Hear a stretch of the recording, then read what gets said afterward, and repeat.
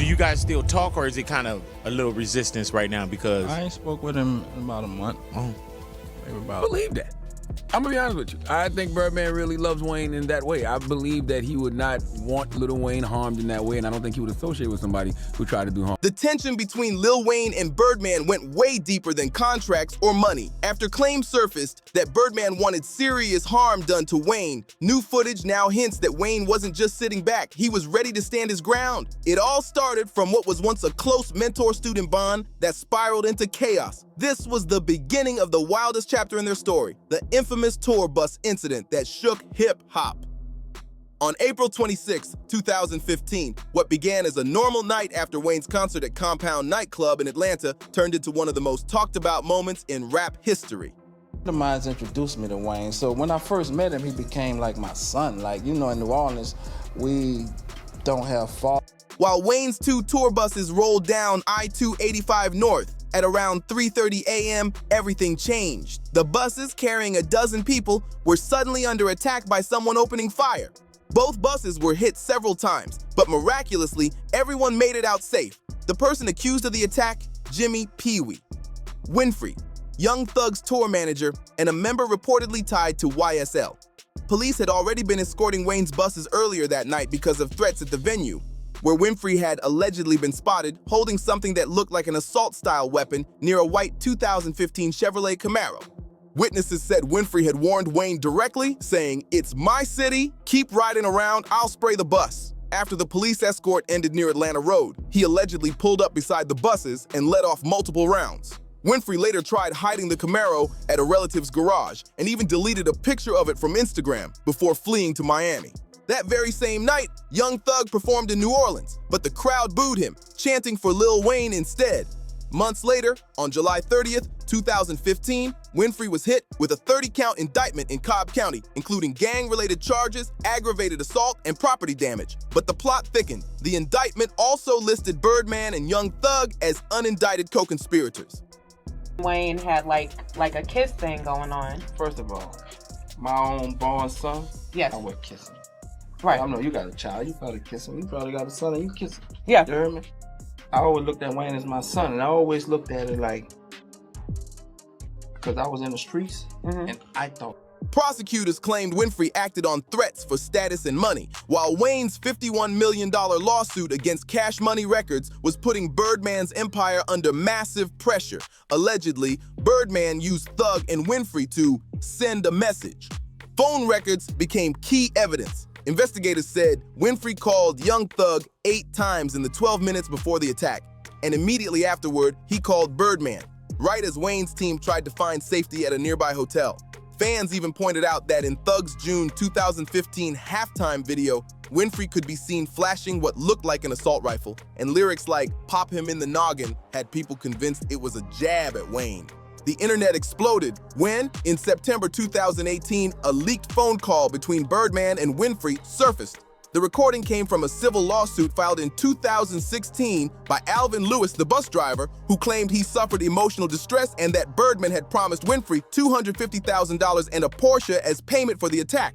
But Birdman's team fired back fast. A source told TMZ the call had nothing to do with the bus incident. It was about unrelated business. Birdman himself said he'd never support anyone trying to hurt Wayne and vowed to help investigators find the truth. Young Thug also called the claims ridiculous, but the situation still looked messy. Day one, I guess I've been blessed to be keeping with the uprise with the music business. And Drake just did $1 million, been #1 for the last 8-9 weeks.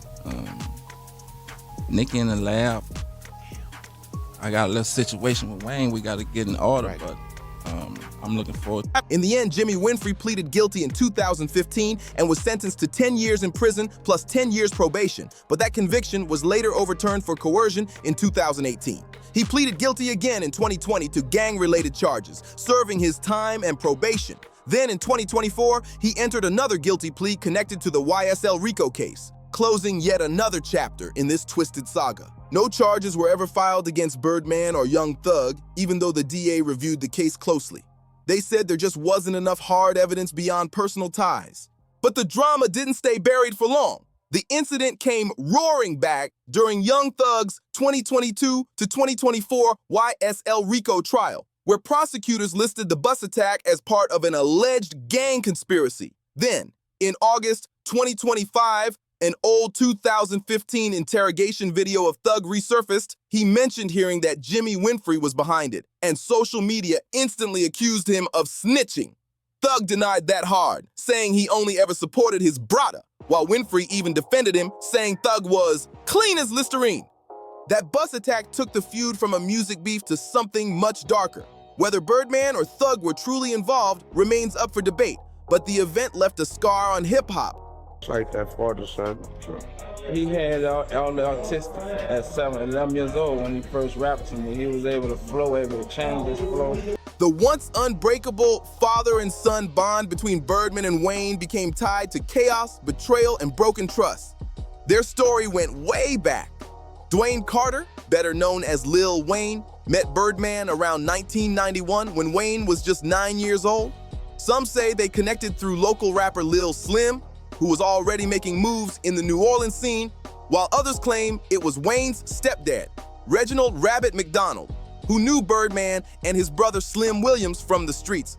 Either way, that first meeting changed hip-hop forever. Birdman and Slim had just co-founded Cash Money Records in the Magnolia Projects, pushing a raw, street-driven sound that reflected New Orleans' real struggles. They were selling records hand-to-hand, building from the pavement up. Their label wasn't built on suits and boardrooms, it came straight from the grind. Lil Wayne, a hungry kid from Holly Grove, caught Birdman's attention by leaving freestyles on his answering machine, rhymes full of pain and hustle.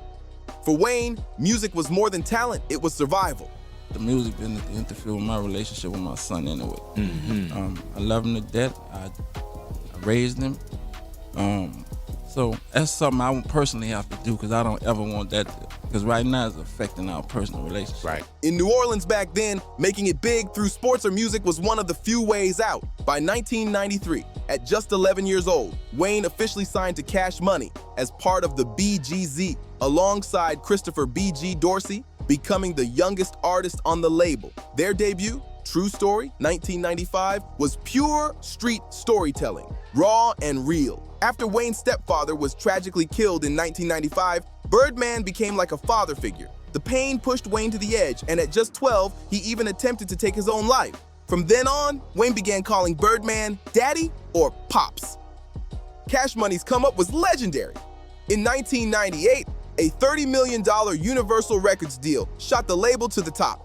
Juvenile's 400 Degrees went quadruple platinum, and the Hot Boys, Juvenile, BG, Turk, and Wayne, became the hottest group in the South. Their Guerrilla Warfare album went platinum in 1999, while Wayne's solo debut, Tha Block Is Hot, did the same when he was just 17. Their bond was so tight it even stirred controversy. A 2006 photo of Birdman and Wayne sharing a kiss went viral, sparking endless debates. Wayne explained it as nothing more than family love, saying, "That's my pops." By 2005, Wayne had become Cash Money's president and launched Young Money Entertainment as a branch under it. His moves changed the game. He signed Drake and Nicki Minaj in 2009, turning Young Money into a dynasty. His album, The Carter III, sold over 1 million copies in its first week in 2008, cementing his legacy forever. In 2006, Lil Wayne and Birdman dropped their collab album, Like Father, Like Son, peaking at number 3 on the Billboard 200 and going gold. The title said it all. Them seeing each other as family, the mentor and the protege, building an empire straight from the ground up. Their hit single, Stuntin' Like My Daddy, hit number 21 on the Hot 100 and even bagged a BET Viewer's Choice Award. Wayne spit bars about being just like Birdman. Same grind, same hustle, same shine. Together, they defined the flashy Southern sound that ruled mid-2000s hip-hop. Cash Money Records became the face of extravagance. The cars, the diamonds, the lifestyle. Wayne stood at the top as the golden child, proof that Birdman's formula worked. But behind all that luxury, the cracks were starting to show. The label had a messy history with money and loyalty, something that would come back to haunt them. Artists like Juvenile, Manny Fresh, and BG all called out Cash Money for shady payment issues. Juvenile left twice and even sued for $10 million in unpaid royalties, saying Birdman was living large while the artists were getting shorted. Manny Fresh, the man behind Cash Money's signature sound, left in 2005 over missing checks, and BG said the label's street roots made their business moves more like hustling than real corporate structure. Birdman himself had a record for past offenses and ties to serious street figures. People said the label operated more like a clique than a company. Still, through all that, Wayne stayed loyal. He loved Birdman like family, completely trusted him, believed in him, and thought they'd ride together forever. But that loyalty turned into one of his biggest regrets. By 2012, Young Money, Wayne's imprint, signed a massive deal with Universal, reportedly worth between $100 and $200 million. That money was supposed to grow Wayne's label, fund new artists, and handle production and marketing. But Wayne later claimed Birdman flipped the bag, using those funds to float Cash Money's debts and push Young Thug as Wayne's replacement. That move was wild. Birdman had signed Young Thug to his Rich Gang imprint and started grooming him as the next Wayne, the next superstar, the next cash machine. Wayne was heated. He felt betrayed by the same man he'd called Pops for most of his life. By 2014, things hit a boiling point. Wayne's long-awaited album, Thaw Carter 5, got delayed over and over again. First, it was set for May 2014, then December, but every time, Birdman blocked it. Wayne said he felt like a prisoner in his own label, trapped by contracts and broken promises. He had turned in the album. It was ready, but Birdman refused to release it, allegedly wanting to renegotiate Wayne's contract first. Some believe Birdman was punishing Lil Wayne for wanting out of his contract, while others said it was all about control. Either way, Wayne felt trapped in the very empire he helped build. What started as loyalty turned into a deep betrayal, the kind that could only end messy. The bond born in the rough streets of New Orleans was breaking apart over millions in mistrust, and everyone knew it was about to explode. What began as a father figure guiding a young star was spiraling into claims of theft, deceit, and danger. The empire they built from nothing was falling apart in front of the world, and the downfall was loud, public, and full of tension. The first public crack came on December 4th, 2014, a day hip-hop won't forget. Wayne didn't go through lawyers or backroom talks. He went straight to Twitter, airing everything out in front of millions. He called out Birdman directly for blocking the release of Thaw Carter 5, which was supposed to drop just 5 days later on December 9th. He wrote that he felt like a prisoner and wanted off the label immediately. No subliminals, no sugarcoating. Wayne was done waiting, done trusting, and ready to walk. The tweet sent shockwaves through the culture. People couldn't believe the father and son duo behind Cash Money were going at it publicly. Just 2 days later, at Vice's 20th anniversary party, Wayne stood on stage and told the crowd he was in a bad situation, but would be free soon. The emotion in his voice said it all. This wasn't just about business, it was heartbreak. The man he once called daddy was now the person keeping his music locked away. Then, in January 2015, Wayne came swinging back with his mixtape, Sorry for the Wait 2. It was both a gift to his fans and a full-blown declaration of war against Cash Money Records. On the track Coco, Wayne made it clear, all I got is Young Money, no more cash. The message was crystal. Cash Money was no longer family. They were the opposition. By January 25th, 2015, Wayne made it official, filing a $51 million lawsuit against Cash Money for breach of contract, accusing them of holding Thaw Carter Afif hostage and withholding royalties he'd earned. He wanted complete freedom and planned to take his artists, Drake and Nicki Minaj, with him. Wayne's manager, Cortez Bryant, backed him hard, saying Wayne had carried Cash Money for over a decade and deserved better. In a February 2015 Rolling Stone interview, Wayne confirmed he and Birdman weren't even speaking anymore. He said Thaw Carter Fee was a dead subject that he wasn't thinking about at all. Then came the disses. On March 14th, 2015, Wayne fired shots at Birdman during a Young Money cypher, rapping about being done with his so-called father. A few weeks later, at his April 2nd, 2015 show in Jacksonville, he shouted, Cash Money, to the crowd, but not his love, more like goodbye. By May 26, 2015, Wayne doubled down on ASAP Rocky's M Dollars, spitting Ain't No More CM, making it loud and clear he was done. Finally, in June 2015, Wayne signed with Tidal for his Free Weezy album, a project full of fiery bars aimed at Cash Money. On the track, R.I.P. to the Cash Money Weezy, he officially buried the brand that made him, closing the chapter on one of hip-hop's most legendary partnerships and one of its biggest betrayals. Things only got messier from there. Birdman turned around and sued Jay-Z and Tidal for $50 million, trying to block Wayne's streaming bag. Then, on July 12, 2015, at a Miami show, Birdman allegedly threw a drink at Wayne. Pure disrespect in front of the whole crowd. Still, In January 2016, fans were shocked when the two shared a stage again at Drake's New Year's Eve party. Birdman even called Wayne his son, just like the old days. For a second, it looked like peace might finally be on the table, but that truce didn't last long. By March 28, 2016, Wayne was back in court, this time suing Universal Music Group for $40 million, claiming they funneled Young Money profits from Drake, Nicki Minaj, and others to cover Birdman's debts. In May 2016, Wayne dropped his fiery verse on Chance the Rapper's No Problem, warning labels not to block his money and shouting "Cash Money" at a Denver rally without fear. By September 2016, years of stress had him hinting at retirement. He accused Birdman of pocketing $70 million from a $100 million advance meant for Wayne's projects. A judge even ordered Birdman to turn over his financial records to find out where that money went.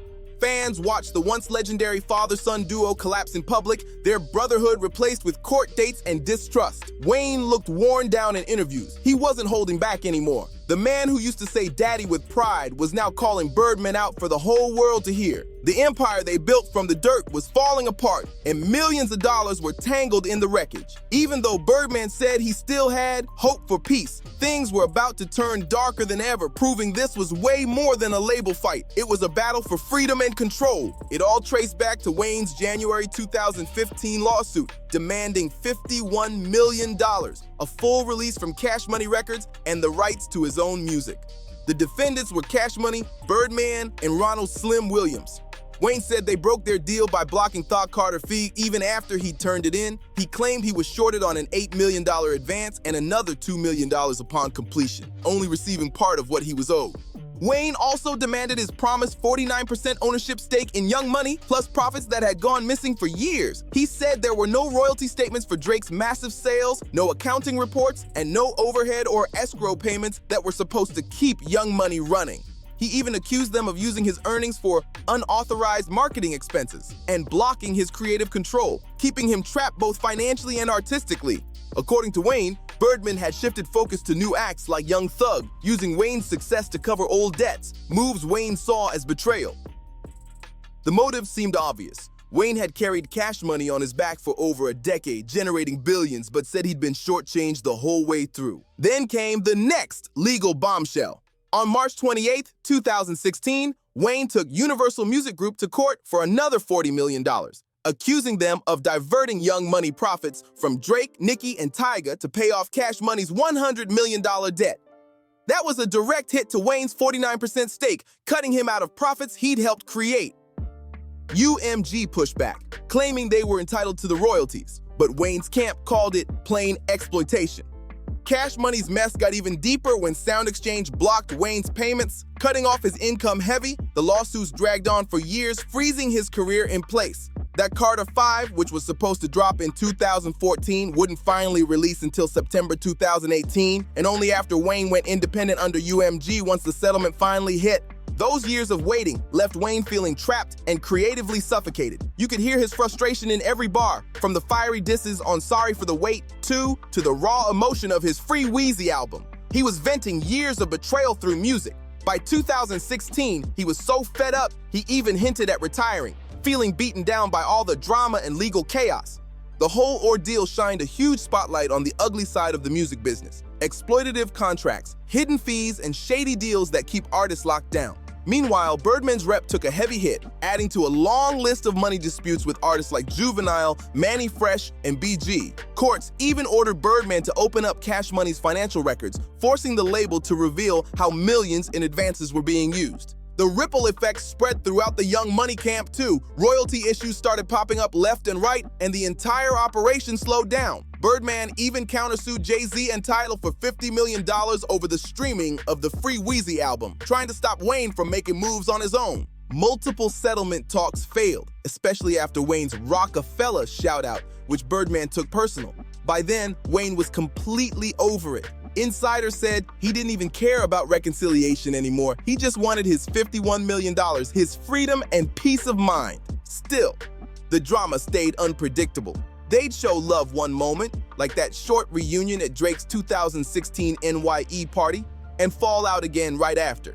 The cycle of tension and forgiveness kept spinning, leaving fans unsure if they'd ever truly make peace. Finally, On June 7, 2018, it was over. After years of legal warfare, Lil Wayne, Birdman, Cash Money, and Universal reached a settlement. Court documents dated May 23, 2018 confirmed the dismissal, publicly revealed in early June. Wayne reportedly walked away with an 8-figure payout, well over $10 million according to The Blast. Some insiders claimed Universal covered the payout, expecting to earn it back through Drake and Nicki Minaj's massive success. The exact numbers stayed private, but what mattered most? Wayne was finally free. His lawyer, Ron Sweeney, said the issue was amicably resolved, though details were sealed tight. Wayne officially cut all ties with Cash Money. No more contracts, no more middlemen. He owned his masters, his catalog, his music, and his name outright. Future projects, including Thought Carter 5, would go straight through UMG, giving Wayne full control for the first time in his career. His attorney summed it up perfectly. He's his own man. He owns his assets, his music, and himself. That line hit different. When Thought Carter 5 finally dropped on September 28, 2018, it debuted at number 1, selling 480,000 units in the first week. The win proved Wayne still had the crown and the power to move culture without Cash Money's backing. The lawsuit era officially ended, closing one of the messiest chapters in hip-hop history. Wayne walked away free, richer, and in control, while Cash Money's influence started fading fast. It was the ultimate comeback, a blueprint for independence and ownership in the rap game. On August 26, 2018 at Lil Louisiana Fest, something major went down. Birdman took the stage and publicly apologized to Lil Wayne in front of thousands. He said, "I want to apologize to my worldwide, we're gonna do this till the day we die." It came months after their settlement, and for the first time in years, it felt like a real step toward peace. Just a month later, on September 28, 2018, Wayne finally dropped Thought Carter 5 independently.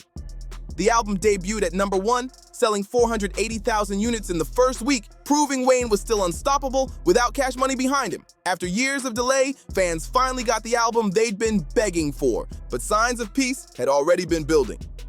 Back in March 2018, Wayne and Birdman were spotted together at Club Live in Miami during Birdman's album release party, showing small hints that they were thawing the ice. Still, that Louisiana Fest apology made it official.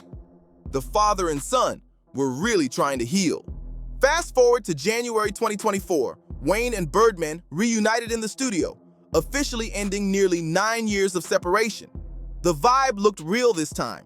No tension, just music and mutual respect. Then, in May 2025, Birdman sat down with Nick Cannon on his podcast, reflecting on everything, from discovering Wayne as a kid to their fallout, and even revealing that Cash Money made over $2 billion from Wayne, Drake, and Nicki Minaj's combined success. In July 2024, at Essence Fest, a Hot Boys reunion was planned, but things got messy again when Wayne performed separately after reports said Birdman had barred Turk from the show. Birdman later cleared it up, saying there was no beef and that Wayne had only agreed to appear because he asked him to. By November 2024, though, the real reunion finally happened. The full Hot Boys, Wayne, Juvenile, Turk, BG, Birdman, and Manny Fresh hit the stage together at Lil Louisiana Fest, performing classics and announcing a short reunion tour. It was a moment fans had been waiting decades for. Still, the piece wasn't perfect. Viral clips from the Hot Boys tour in February 2025 showed Wayne cutting Birdman off mid-speech in Florida, saying, "All right, let's go," sparking laughs and side eyes online. Another night in North Carolina, Birdman looked tired and appeared to doze off mid-show, leading fans to speculate about exhaustion or health concerns. As of January 2026, though, things are calm. Wayne and Birdman seem to be on good terms. No new beefs, no lawsuits, just occasional joint appearances and mutual respect for their shared legacy. They're not best friends, but they're not enemies either. The relationship now feels professional, respectful, and centered around history, not drama. Still, fans stay split. On Reddit and X, formerly Twitter, debates rage about whether the reconciliation is real or just for show. Some celebrate the healing, calling it powerful to see them unite again. Others say it's fake love, pointing to the past chaos and the lingering tour bus conspiracy that some still believe Birdman had a hand in. Even rappers chimed in. Rick Ross released Idols Become Rivals in 2017, calling out Birdman directly for mistreating Wayne. He rapped, "Catholic record labels getting buoyed, Birdman's a priest, and I pray you find the kindness in your heart for Wayne." Wayne reposted it and thanked him publicly, showing love for the support. Former Cash Money artists like Juvenile, Turk, Manny Fresh, and BG all backed Wayne's side, saying they experienced the same financial drama. They also defended Birdman from wilder rumors, explaining that gestures like the infamous kiss photo were street family affection, not anything inappropriate. Still, fans can't ignore the awkwardness that sometimes slips through, like Wayne interrupting Birdman's speeches or Birdman zoning out mid-show. It's clear the two have made peace, but real trust takes years to rebuild, especially when millions and betrayal were once in the mix. As Young Money rose higher and its stars, Drake, Nicki Minaj, and Tyga, shined brighter than ever, Cash Money's power began to fade. The feud didn't just shake up their relationship, it exposed how the music industry really operates. The public finally started talking about 360 deals, recoupment tricks, and how some labels trap artists in one-sided contracts. Wayne's battle became bigger than him. It turned into a symbol of artist freedom. His victory gave other artists the courage to fight for their rights, demand ownership, and push back against unfair deals. But the cost was heavy. Years of delays, broken trust, and a father-son bond that almost didn't survive. The empire they built from nothing nearly tore both men apart. In the end, they chose forgiveness over destruction, deciding peace was worth more than pride. Whether that forgiveness came from love or just business sense, no one truly knows. But it gave hip-hop one of the most powerful redemption stories ever told. If you enjoyed this breakdown, don't forget to like, comment, and subscribe for more deep dives into hip-hop's most legendary stories. Hit that bell icon so you don't miss the next episode, and check out the suggested videos on your screen to keep the energy going. See you in the next video.